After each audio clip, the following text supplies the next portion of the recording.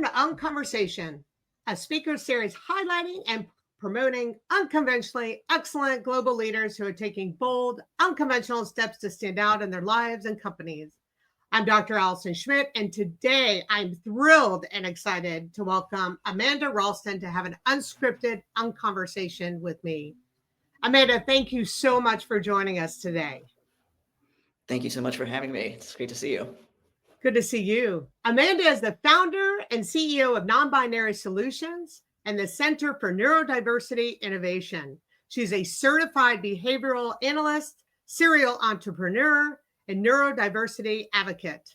As a leader in behavioral analysis, she dedicates herself to creating a more inclusive world for neurodiverse individuals while promoting inclusive thinking and culture, as well as emphasizing the importance of avoiding binary perspectives in work and life. Mandy has served as a subject matter expert in several international groups and panels related to behavioral analysis, ethics, outcomes, and practice. She has twice been nominated for the Small Business Person of the Year in 2015 and 2017. She was also the recipient of the Autism Innovation Award at the Autism Invest Summit in 2023. Her behavior continues to be shaped by its impact on the world where autism exists and the field of behavior analysis. We are going to get into some amazing topics here, Mandy. You have an incredible bio. I have been intrigued by the work that you're doing, and I'm ready to dive into it. But first, I had you do a little homework for our listeners and our viewers to get to know you as a person, which there is a lot to unpack with you. You're just an incredible individual. What was the process like for you when I asked if you would think of words that begin with un? And we touched a little bit on it just when you went over the un words that you shared with me, which were unbelievably impactful. Would you like to share that process? Yeah, sure. I mean, it's not often somebody asks you to come up with 3 words that start with un and how that relates to your life. And so I love a good curveball. And so, you explained this podcast to me and then asked me to go through this exercise and coming up with un words. And the first one was easy. Like it immediately popped into my head. It's somewhere below the surface, unworthy, right? Just popped right up. But the second two, I think you had to spend a little more time. It was almost like worrying a stone, to get the rough edges off. Like, does this feel right? Is this the word? Is this the one that I'm going for? So I had to sit with the other two for a little while and decide that, yeah, that's what I want to talk about. That's what I want to bring to this story. So that's amazing. And when you said unworthy, I could relate to that word with you in many ways, and I'm sure you and I could just do a whole podcast probably just around that word, not only from business but our lives and what that all kind of consists of. Did you want to start with the unworthy one first? yeah, sure. Yeah, I mean, unworthy, again, it was bubbling below the surface. I mean, I've done a lot of therapy in the last 15 years, 10 years, especially the last couple. And I think it's your life's journey to understand yourself, to really know yourself, right? And I think that the feeling unworthiness came from early in my childhood, that I knew that I was different somehow, right? I didn't know how I was different exactly early on, but I knew that there was something different about me and that there were parts of myself that I needed to hide, right? And so, ironically, my name, Amanda, apparently means worthy of love, right? But feeling like this thing, which turned out to be that I like girls more than I like boys, that was something that I learned through my environment, that I should hide, right? That it wasn't appropriate, it wasn't lovable. It wasn't something that was going to be okay in the environment that I grew up in. And my family is, lovely and loving and all that kind of stuff. But, this is pre-Ellen, right? And growing up in a really small town, it's 3,000 people in Appalachia in West Virginia, where everybody knows my family. Everybody sees us go to church every Sunday, right? It's like, it wasn't normalized at that time, right? So we're growing up in the 80s, you just did not see a lot of people that were out. And so, yeah, I got the very big picture very early on that was something that I needed to hide about myself. And it took, until I moved away from that small hometown to go play basketball and run track in a college 4 hours away, that I really learned that I could be myself and that people liked me, not in spite of, but because of me being authentic, right? And so it's been a life's work to try to integrate those two realities, right? Like what you felt as a child and what home felt like as a child and who you've grown into as an adult, and having feelings of anger, right? And grief that you weren't allowed to be your authentic self when you were younger. And then compassion at the same time, that you understand that everybody was living their own lived experience and bringing their own history of reinforcement and punishment to the table. And that's their worldview that they were doing the best they could at the time. Right. So yeah, unworthy was a thing that I think that I had to learn to peel back the layers of, uh, and really determine that I was worthy all along. Right. What was The that com- journey for you? And we will definitely get together too.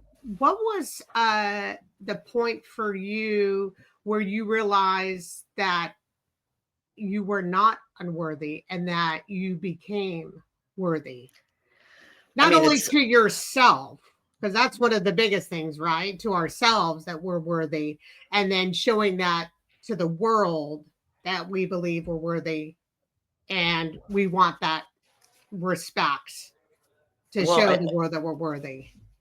I don't think it's a steady state, right? Yeah. Worthiness. Yeah. It's not a Yeah. place you actually arrive. It's more like surfing. Um, it's like trying to hold on to an ethereal moment all the time, right? So it ebbs and flows. You've got these neural pathways that sometimes get triggered, and you go right back into the unworthy state. And then you've got these other moments where you've learned to live authentically and had the mirror held up to you that you see that you are indeed worthy, right? But it's neither one is a steady state, right? Hashtag it's not binary, right? There's a gray area to the whole thing. And so I think, again, my idea is that it is your life's work to actually know yourself and who you are. And I think the more experience, the more lived experience that you have, maybe the closer you get to the worthiness end of the spectrum, if you will. Yes. Um, but yeah, it's not an arrival point, or at least if it is, I've long held the suspicion that the moment that you have it all figured out, right? Like the universe makes sense, and that you are no longer ashamed about any part of yourself, and it's all just about love. That's when you get hit by a flying bus, right? Like you're just immediately taken off the earth. So yeah. No, I'm so happy you started with that one first, because when you mentioned it to me, I was taken back.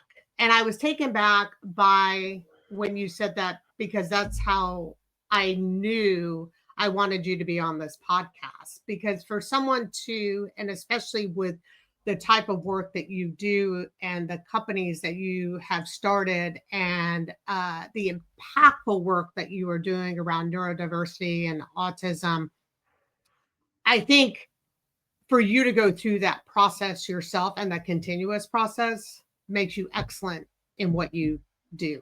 So I just really appreciate you bringing that. So you have two other ones. Which one did you want to start with? Because they're both very cool. Let's see. Let's go to unassuming next, right? So, Yeah, I wouldn't say that I'm non-judgmental because again, I don't think anybody can land on a binary of not judging anything. Like we're just hardwired to do it. And again, especially growing up in the 80s, like we're a snarky bunch, the Gen Xers, right? Like, so yeah, but unassuming, I think, is closer to what I aspire to be, is to get curious about other people and how they arrive at their decisions, how they came to be who they are in the world, to not, have bias based on somebody's appearance or what in groups they're with, and so on and so forth. Um, and also to be constantly curious about myself, right? Like, oh, that's weird. That's a weird thought. Where'd that come from? Where did that bias come from, right? Where did I get taught that was okay? Or what signals in my environment are telling me that's an appropriate thought process or behavior, right? And so, again, it's sort of rooted in compassion, self-compassion or compassion for other people, to not assume that you understand somebody else's lived experience and how they got there, right? Yeah, just who, what, when, where, why. Ask the questions and get curious, right? You were telling me a few stories, and not that you need to tell those stories, but it made me understand the word of unassuming. Uh, how has unassuming, not only about yourself, but also with how you are leading your companies today, is there an example of where that has kind of reared itself for you? You're gonna have to remind me of what the stories I was telling you, Allison. The ADHD kicks in real quick, so. Yeah, no. There was a story you mentioned about you were at the gym and there was a gentleman Oh, yeah, the with phone. the phone. And I was wondering, just with you being president and CEO of your companies, if there's been an unassuming moment where that has kind of been impactful for you. Yeah, so the story of the gym, I have been traveling a lot this year, sort of on a speaking tour, if you will, talking about hashtag it's not binary, non-binary thinking in both life and social media and practice. And I try to go to the gym at least 5 or 6 days a week. So I went to a fitness class where I have a monthly membership that I can work out at that gym wherever, anytime. And I had to leave a little bit early in order to get to a meeting. And of course, I've got to get an Uber, and it's before 7 o'clock in the morning, and I haven't had that much coffee. And so I'm on my phone actively texting with this Uber driver who is now lost in the parking lot and can't figure out what this gym is. And it's cold outside and I've got my jacket on. I don't want to go out until I think they're actually close by.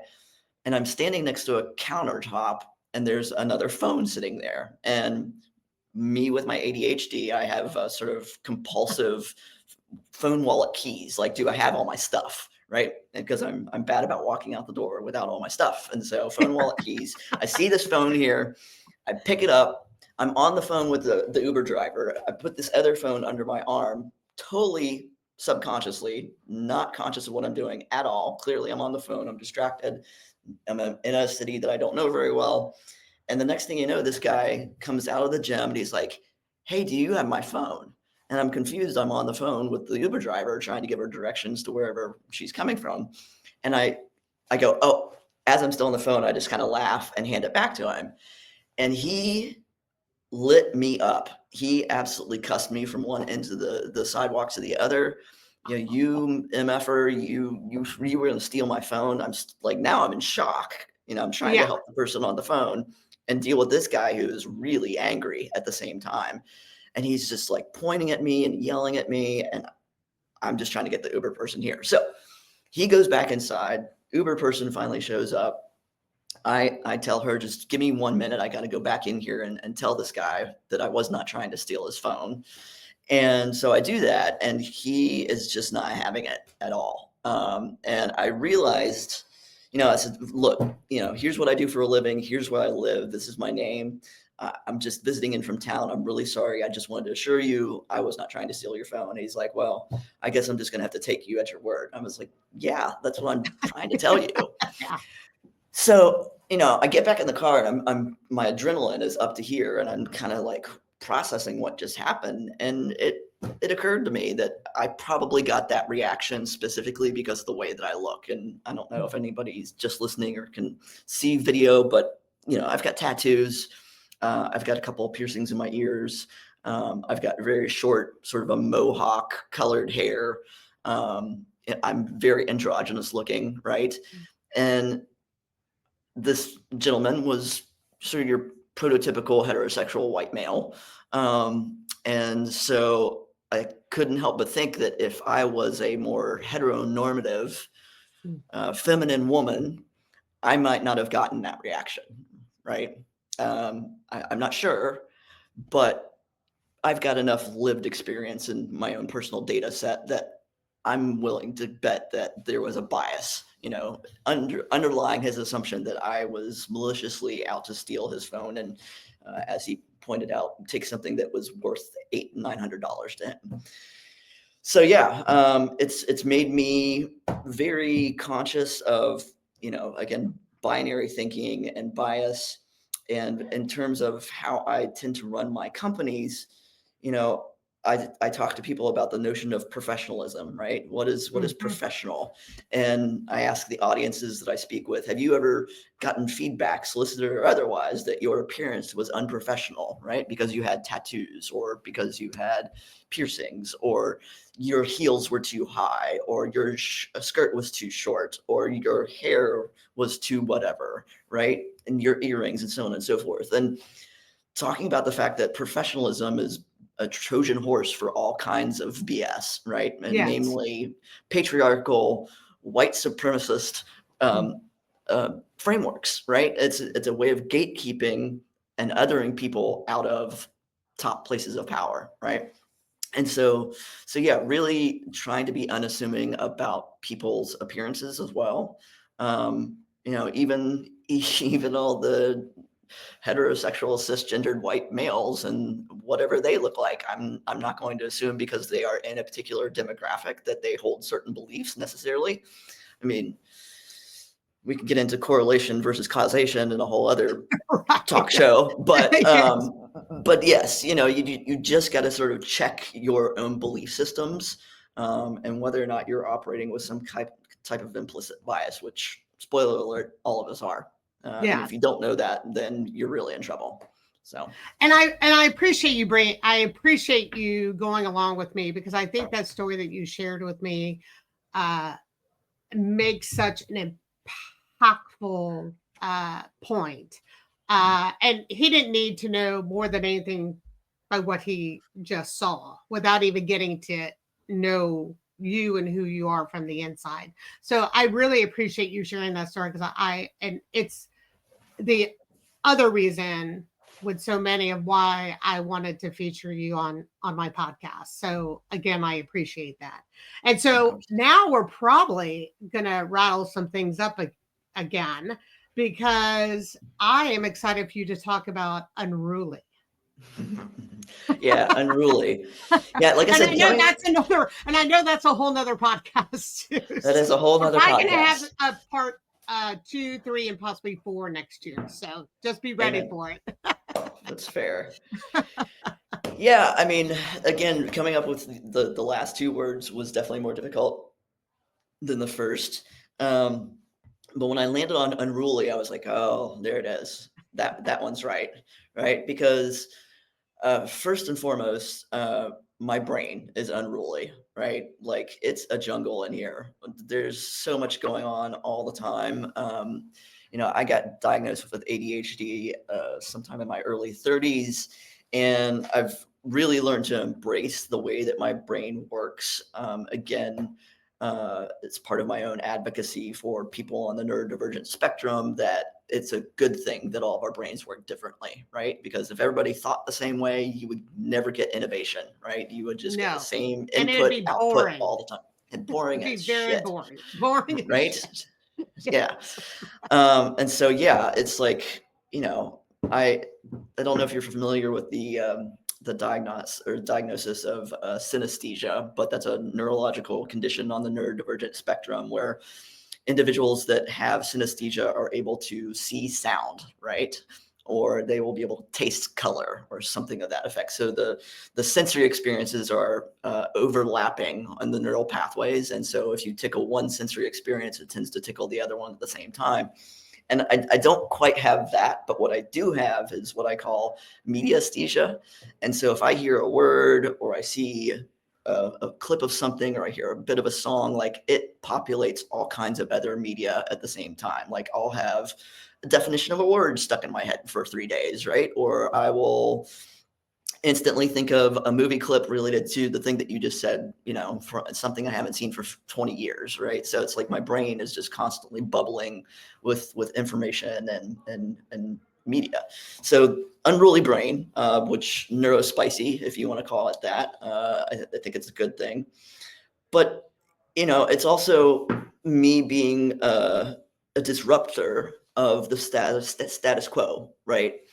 How we do things, how we talk about things, how people are supposed to run companies, how people are supposed to show up in the world, right? So I think, there's the famous quote, well-behaved women seldom make history, right? Well, I don't intend to be well-behaved, and I hope that I make history. And I hope that it's all for change for the good, right? That I can lead by being unruly in the sense that we should be challenging the stubborn quo about Yes. just because that's the way we've always done things doesn't make it a good answer for why we should continue to do it, right? Totally agree. That's the way. Yeah, I mean, Admiral Grace Hopper, who was one of the most famous women technologists, basically said that, that's how we've always done is the most dangerous phrase in an organization, right? Like, again, you'll never get innovation if you stick to the stubborn quo. And so, I hope that I go down in history as somebody that was unruly in the best way possible.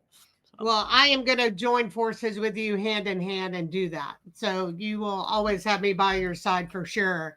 And that is the reason why I wanted to do this podcast and feature industry leaders and CEOs such as yourself, because I don't feel that there are a lot of platforms out there to have these level of conversations, which is what got me excited to start it, because I think that's how we can learn, innovate, and realize that it's okay to be who we are. There's going to be some painful times, of course, because the world's the world, but being able to highlight people such as yourself where someone is watching this, and if this impacts one CEO, one industry leader, anyone that is seeing this, that I can accomplish this, it may not be an easy road, then I know I'm on the right path with this podcast. So I definitely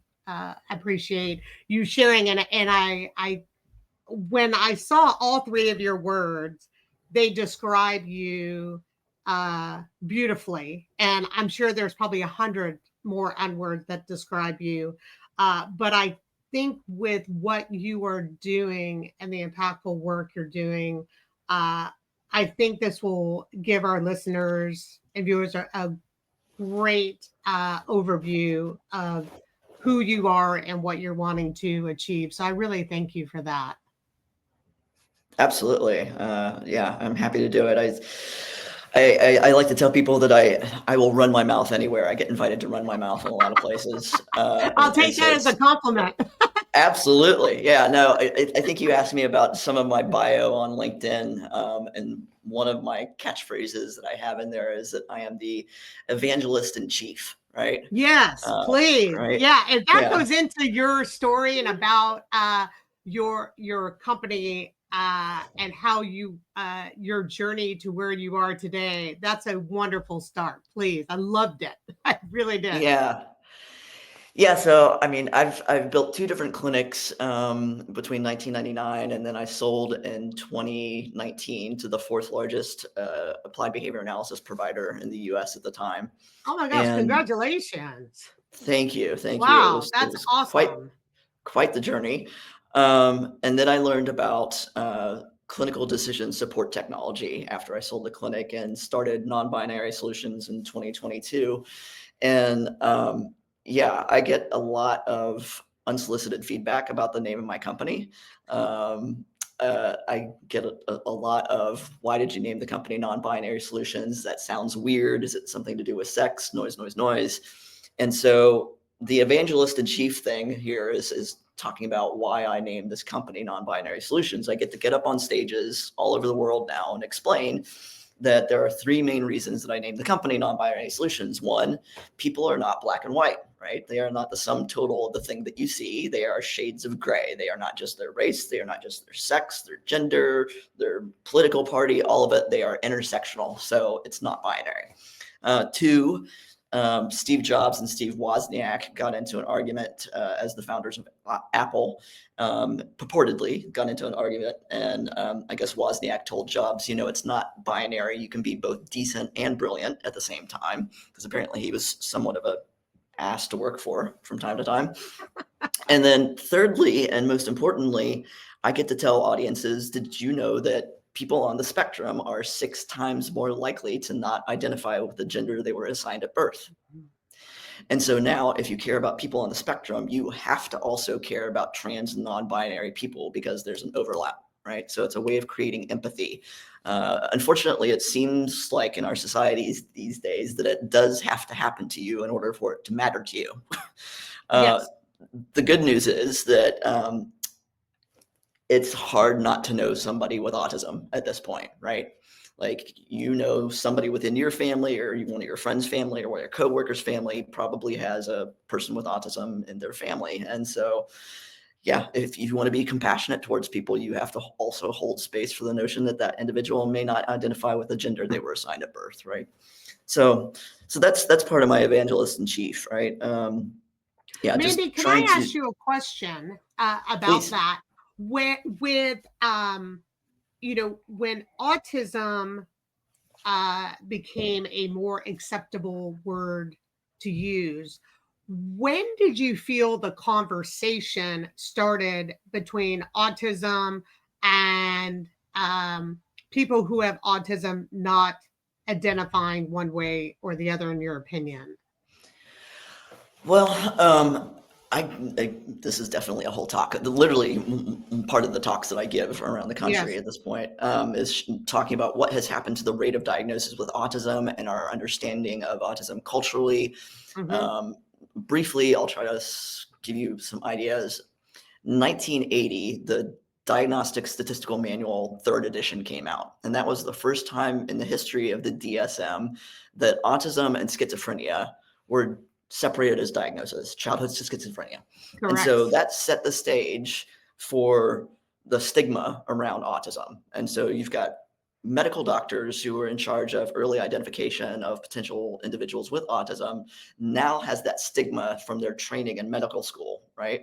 Hmm. And so they don't want to give an early diagnosis. There's a lot of, throughout the 80s, 90s, early 2000s, there's a lot of MDs saying, he's a boy, he just develops later. Let's wait a couple more years to see if he starts talking, right?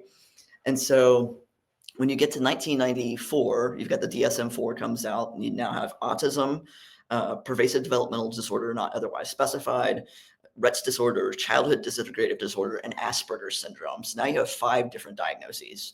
Also in 1995, 3% of Americans have just learned about something called the World Wide Web, right? And so the rate of autism, statistically looking back from the CDC data, says that autism was 1 in every 500 individuals in 1995. By the time you get to 2000, it's 1 in every 150. What happened between that span of that 5 years in 95 and 2000? Well, by the time you get to 2000, 80% of Americans have also now downloaded music. So you see the rate of the adoption of the technology of the World Wide Web. People started finding each other, right? The parents were starting to find each other. Like, Yes. your kid sounds like my kid. What are you Yes. doing with your kid, right? And Yes. so all of this is changing. By the time you get to 1998, I think it's an Australian psychologist, Judy Singer, coins the term neurodiversity, right? And so now we've got this new term that starts coming into the culture as well. there's all kinds of things going on in the background. Like, again, the rate of information sharing is changing so quickly because of the internet and people finding each other and having these conversations. Yeah, you start seeing people talk about not just diversity, but neurodiversity. And it stands to reason that if your neurological is diverse, that it also includes all parts of your personality and behavior, including your gender, your sexuality, and your sex, right? And so it's been, it's been in the conversation, but it's becoming more and more prevalent because we now have individuals, self-advocates, autistic self-advocates that are able to also go onto the internet and social media, talk about their lived experiences, try to educate people, so on and so forth.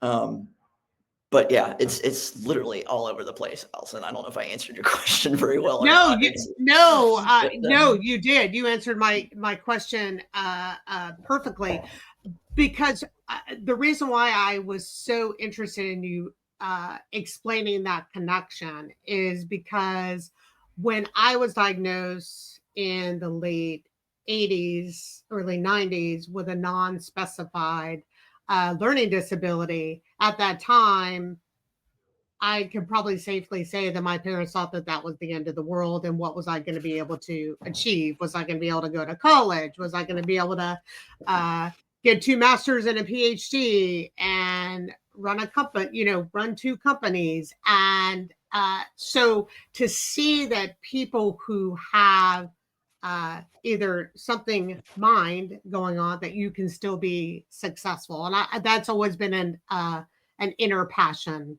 of mine. But now to see there's these other interconnections that was probably in the 80s, you wouldn't even touch this type of conversation. So you and your companies were brought in this world at the exact right time to be able to do the kind of work that you're doing, which is why I really appreciate you talking about that. So you did answer that, because when at the time I was diagnosed, you would not touch any of those topics with a 10-foot pole at all. Yeah, you just won. So no, you answered my question perfectly, and I love the explanation of the. And say it to me again. The evangelist and chief, right? Yeah, perfect. That was great. Thank you for bringing that up. Yeah, that's perfect. So that began. So then, where did you go from there? Which part do you mean? So with your with starting so you sold your company, and then you started the new one. And what has been that journey for you now? Oh, it's been wild. So with building the 2 different clinics, Yes. I did not borrow any money. I did not have any investors for those first 2 clinic businesses. I used the profits to organically grow over time, until late in the game, before I sold in 2019. With a startup, it is a completely different process. I have to go out and pitch and raise money. And so again, I get a lot of unsolicited feedback, and I can definitely tell you there's a lot of bias in the investor and startup space. Statistically, not even of my own, is a statistical fact that only 3% of venture capital have gone to female founders in the last 3 years. And sadly, that's an improvement. And so it's interesting being me, because again, being androgynous as I am, my pronouns have always been she, her, sometimes y'all, by the way. But because I love seeing that on your signature. I love seeing that on there. That was so perfect. Thank you. But it's an interesting paradox to be me, because while I am female, a woman, I am also androgynous. And so I don't present, again, in a heteronormative feminine woman kind of way. And so, again, I can tell you through my own lived experience, I get treated differently than other women when I'm in a room full of men, right? Because I'm not a potential mate, right? So they aren't distracted in the same way that they might be with a good-looking, feminine presenting woman. And in other circumstances, they forget that I'm there and they treat me like one of the guys, which is also very interesting, right? And so I have a supposition that I might be doing a little better in terms of fundraising based on those biases, right? So it's actually potentially working in my favor at the moment as a female founder. Plus the fact that I am not afraid to point out that elephant in the room. I make very vocal jokes about it when I do my pitch sessions. I have a slide that shows me as a founder. I say, this is me. This is not my first rodeo. I've had a couple of different exits at this point. And then it flips to the slide that has my team members on it, my CFO, my CTO, my developers, and my marketing team. And I say, and this is my gaggle of white men to legitimize me as a female founder, right? And they know I call them my gaggle of white men, and they get it. The fact that I've got a gaggle of white men that are willing to come work for a queer presenting female founder for a company that's named Non-Binary Solutions, those are good guys, right? Like they've checked all their bias and all their ego at the door and said, yeah, I see what you're doing, and I'm all in, right? And I feel the same way about the investors that have come into the situation, right? I've Randy, literally had investors. Go ahead. let me ask you this. With being a founder and CEO, what is it like for you to one, you mentioned that you've been diagnosed with ADHD. You talked about your appearance, and what has it been the feedback where you're asking for money with something that would not be considered very sexy, like neurodiversity, but it is so important and so crucial? What has all that been like for you? And I know you talk on stage a lot, but specifically with these male VCs. Uh, Yeah, I mean, it all depends on who you talk to, right? mhm. Most of venture capital is male, right? And most of them are white. So that's fine. Again, I'm not going to make any large assumptions about folks based on their personal demographics.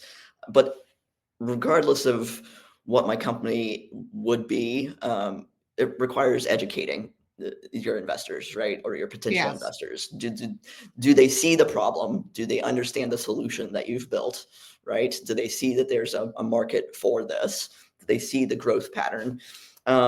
What's interesting about being a female founder versus being a male founder is that male founders tend to be evaluated based on their potential, right?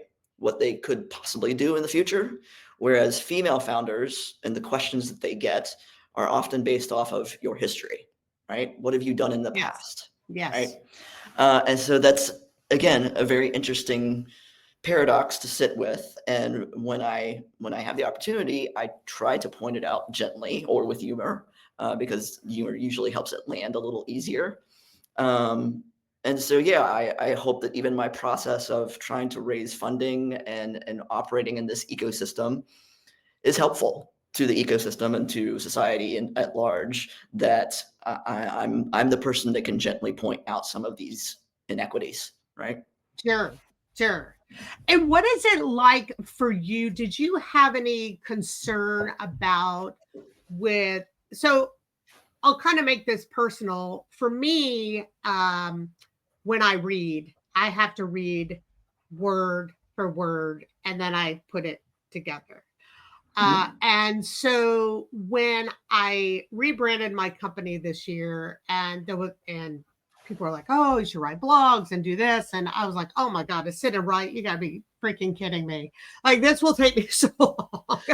um, but it was very a cathartic experience for me to write a few blogs that I did do this year, because I did it because I felt if people didn't get to know me and for me to really expose who I am, I could ask people such as yourself to do the same.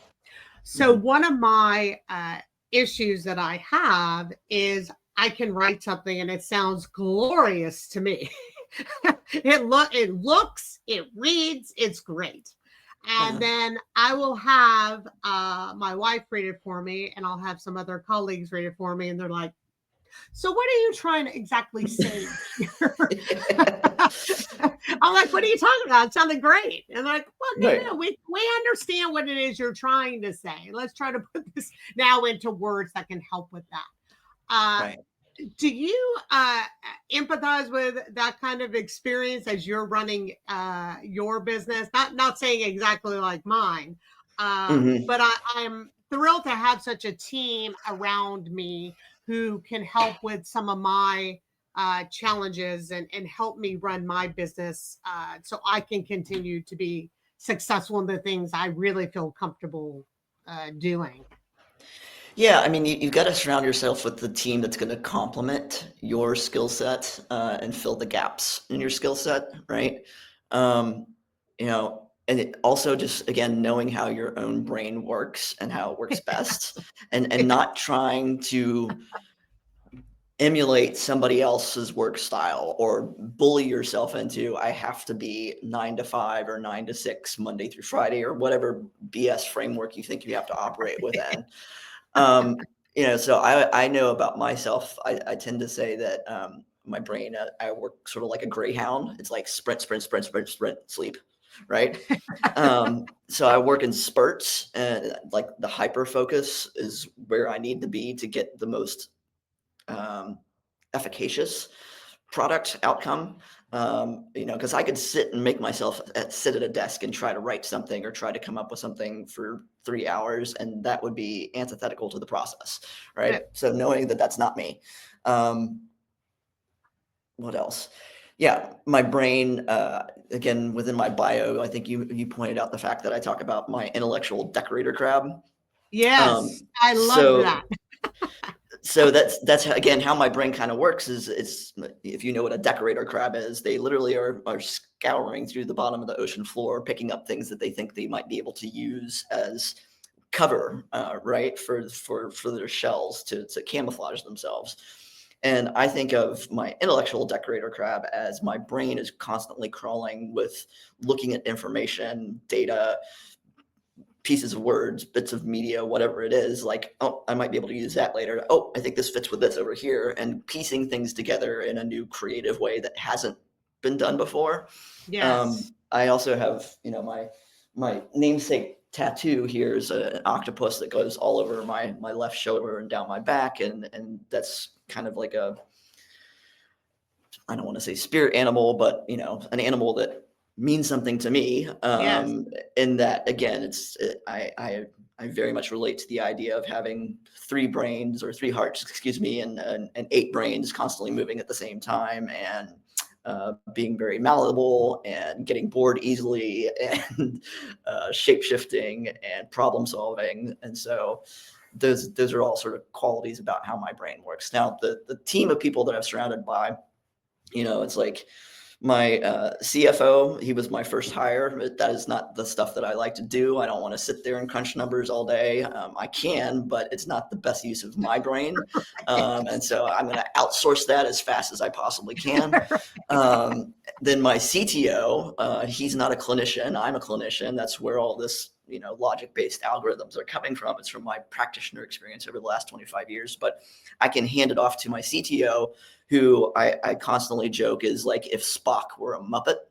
So he's like hyper logical and then really animated at the same time. And so he's able to take my clinical things and translate it to the developers in a way that is engineer brain, right? Something that they can then now code because it becomes binary, literally at that point. And so, yeah, the founding team is, I think we've meshed together very well because we complement each other's skill sets and deficits. Right. Yeah, I can absolutely relate to that. And I had to get to a place in my mind that it was okay to delegate. that I really didn't have to, it didn't show weakness about me. And in fact, it showed strength about me as a leader, as the CEO of my past company to my new company now, that it did show strength. It wasn't a weakness that I probably told myself those stories before, that, if I couldn't do everything, it means it wasn't normal. I wasn't good at what I could do, or I wasn't going to be able to achieve the things that I wanted to achieve. And I think that was a great lesson learned for me, is why I wanted to ask you that question, because I wasn't diagnosed with ADHD. I probably do have some symptoms of it, and at the time I was diagnosed, the tests weren't as advanced as I see them uh, today. So, and it is something I still get challenged with every day, not only in my own company, but in other things that I'm asked to do. So I appreciate. I love the crab example. So and the octopus, and I just hearing you say that even made me even feel more okay, because my brain, it goes all over the place, and I some of these ideas just come, and when you mentioned about working out, I'm an avid cyclist, and I cycled a lot when I lived in San Diego, and then when I relocated back to Dallas, we didn't really have a lot of safe places to really cycle, and I have a road bike. Mhm. And COVID was one of those horrible experiences, but also one of the best experiences mentally for me, because it got me back out cycling, because I wasn't going, gyms were closed. And I'm like, oh my Right. God, what am I going to do with all this anxiety? Where's Yep. going to be my outlet that I want to be able to release? And so cycling became that, and that's where I think, I create, and it's important to me to do that. And it's one way that I take care of myself, so I can do the things that I can do. So I really appreciate you mentioning that. Where Yep. do you see, and I love that you talk about the culture and neurodiversity. Where do you see yourself, the conversation of neurodiversity going, and where do you feel the greatest impact can be? Because you mentioned families, and I see companies talking about mental health has been brought up, and taking care of yourself mental health wise, but I don't think we've really defined specifically what that really means. And I use, as I said to you, I didn't tell anyone about my learning disability for a very, very long time. Uh, and I covered it up. So before starting my companies, I didn't want to tell previous employers that I had it, because didn't think I would get hired, or there would be another reason they would tell me I wouldn't get hired, Right. or I wouldn't advance within the companies. Where do you see this conversation and the work that you do going? Or where would you like to see it go? Yeah, I mean, I'm trying to get together more speaking opportunities, corporate speaking especially, Mhm. to help organizations, corporations understand more about neurodiversity and why it's a good thing. Yes. There are certain companies that have been embracing this concept for a while, and use it as a differentiator, right? That like we have neurodiverse talent, like they put it on the front door so that people know that it's part of their special sauce, right? So Ernst and Young is one, SAP is another. Um, uh, is it Microsoft or Google? I think it's Microsoft. But yeah, lots of big organizations are starting to understand that it is good to have diversity of how people think and how people work in order to innovate within a corporation. So I definitely hope to be part of that conversation and try to move that movement forward within the workforce, because there's a lot of individuals on the neurodivergent spectrum that are not currently meaningfully employed.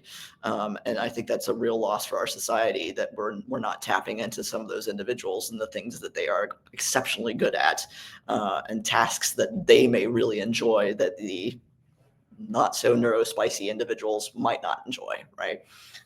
So yeah, I hope it continues to evolve.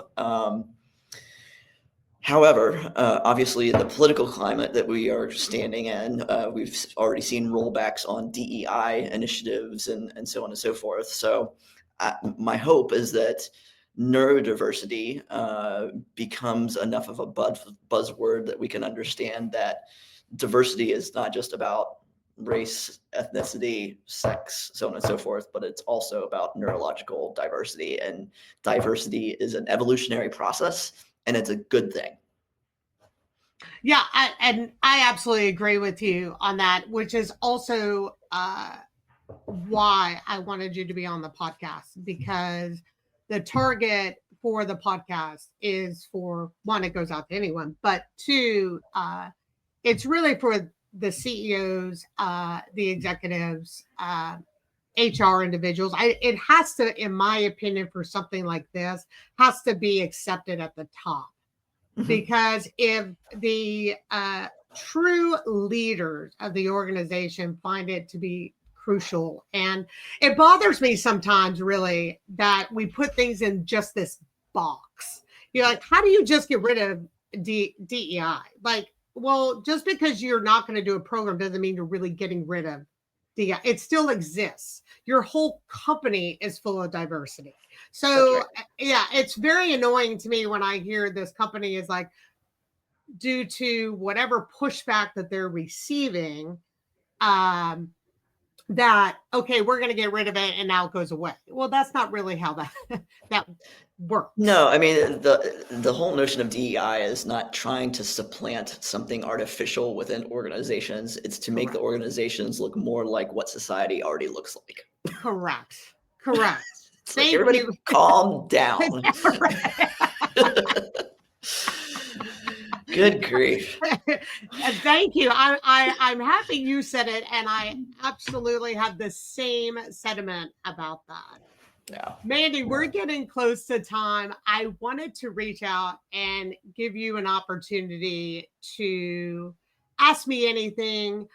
If you would like to say something to plead to CEOs, industry leaders on why neurodiversity is so essential to really think about within their organizations, whatever it is that you would like to bring up, I really would like to give you this opportunity in the floor.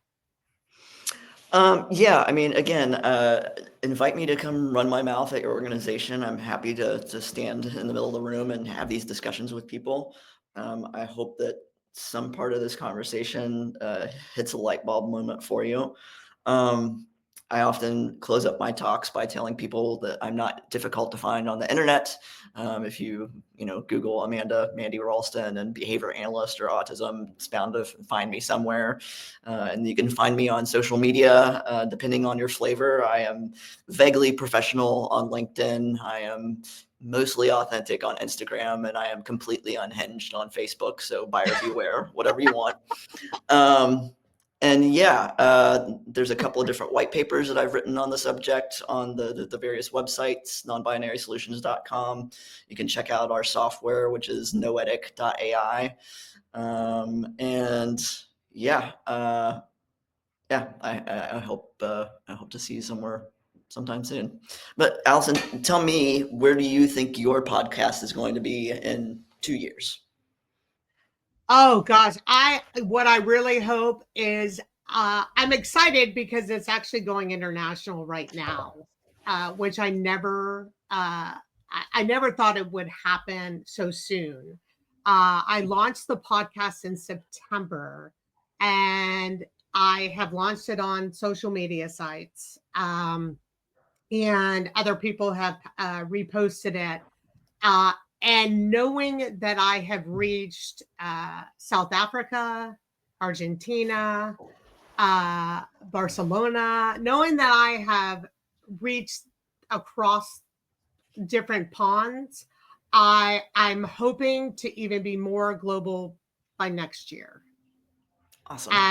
Because I think it's so important that we not only just focus this conversation and topics here in the United States. I think we can learn from so many other people in so many different areas. Yep. So as long as I have planes and internet service, I'm hoping to reach far and wide because I I never thought, and I'm so happy you asked this question, Mandy, because I was asked this 3 years ago when someone's like, "Man, you should really do a podcast." And I'm like, "Do you know how many podcasts are out there? Why would someone want to listen to what I have to say?" And it wasn't really for me about what I had to say, but really the kind of people, incredible people such as yourself, that I wanted to have on.